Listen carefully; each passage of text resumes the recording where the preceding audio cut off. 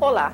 Nenhuma pessoa é obrigada a produzir provas contra si mesmo. Baseado neste conceito filosófico do direito, foi que o Superior Tribunal de Justiça julgou a liminar e desobrigou motoristas parados por blitz a fazerem teste de bafômetro ou mesmo exame de sangue para comprovar ou não embriaguez.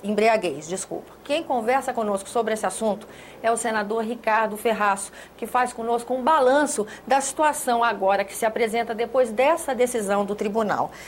Vale lembrar também que o senador é autor de projeto de lei já aprovado aqui na Casa, tramitando na Câmara dos Deputados, que trata justamente sobre a questão do uso de bebida alcoólica no trânsito. Senador, muito obrigada pela sua presença aqui no nosso programa.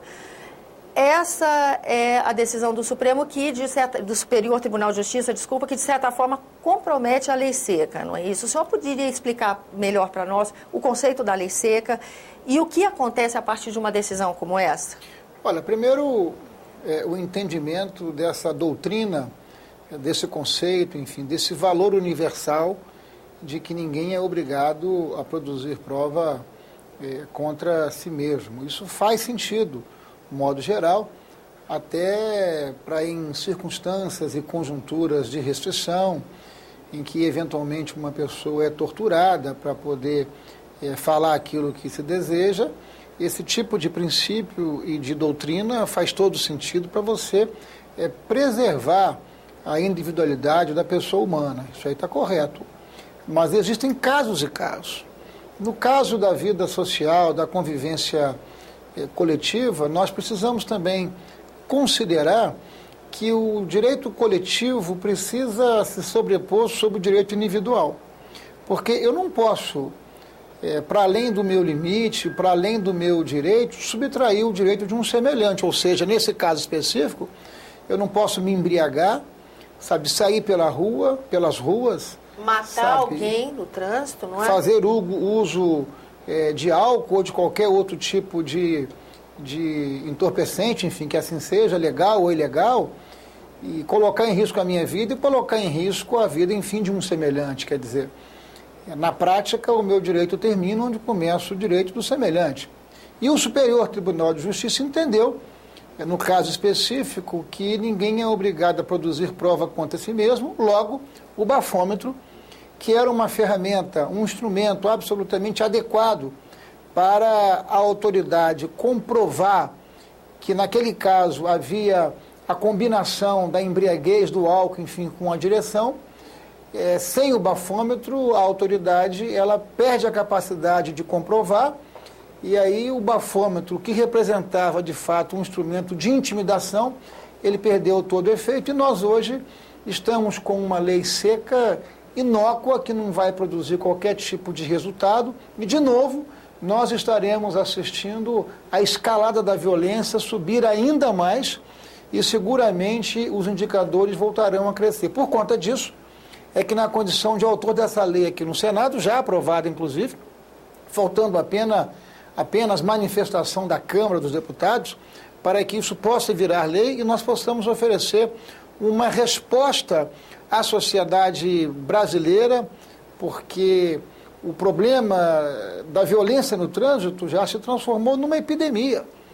Foram aproximadamente 41 mil pessoas que perderam suas vidas em 2011, e nisso nós não estamos considerando aquelas que não morreram instantaneamente, que eventualmente foram internadas, porque se considerarmos também essas pessoas que viram as suas vidas serem interrompidas, muitas delas injustamente, às vezes um pai de família que saiu de casa para trabalhar, sabe, recebeu uma colisão de uma pessoa embriagada, esse pai de família era um arrimo de família que sustentava a sua família, enfim, você gera um caos muito grande por conta de inconsequência e por conta de irresponsabilidade. Senador, agora, o que acontece? Tem um projeto na Câmara, tramitando na Câmara. A primeira pergunta que eu faço é essa ponderação do senhor.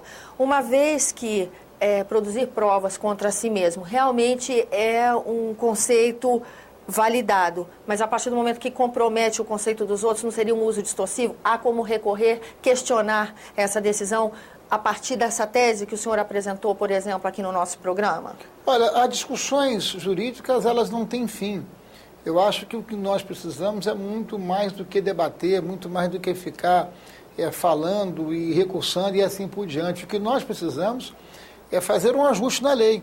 E nós temos uma lei aprovada aqui no Senado, que depende de manifestação da Câmara, que, para além do bafômetro, estabelece que o vídeo, a imagem, o testemunho da autoridade policial, porque, por incrível que pareça, dia sim, o outro também, nós estamos assistindo nas televisões, nas entrevistas, nas matérias jornalísticas, a pessoa não está aguentando ficar em pé, a pessoa está completamente embriagada, colocando em risco a sua vida e a de um semelhante, e aquilo não serve como prova. Por isso que em nossa proposta, nós incorporamos o bafômetro, mas não apenas o bafômetro, nós colocamos a imagem, colocamos o vídeo, e se você tiver alguma preocupação, como nós todos temos, com algum eventual excesso da autoridade policial, aí a pessoa tem que utilizar o bafômetro como ferramenta de defesa.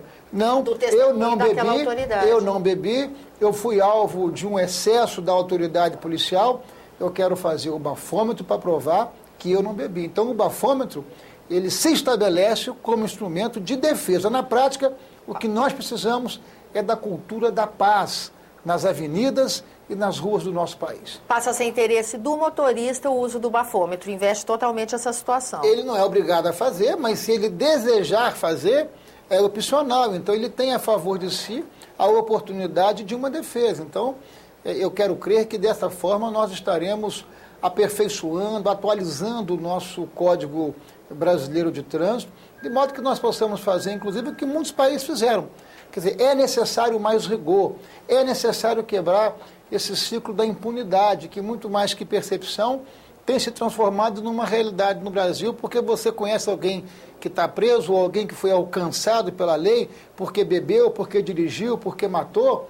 Essa pessoa não tem que ser julgada porque ela colidiu na avenida, ela tem que ser julgada como homicida. Essa que é a verdade.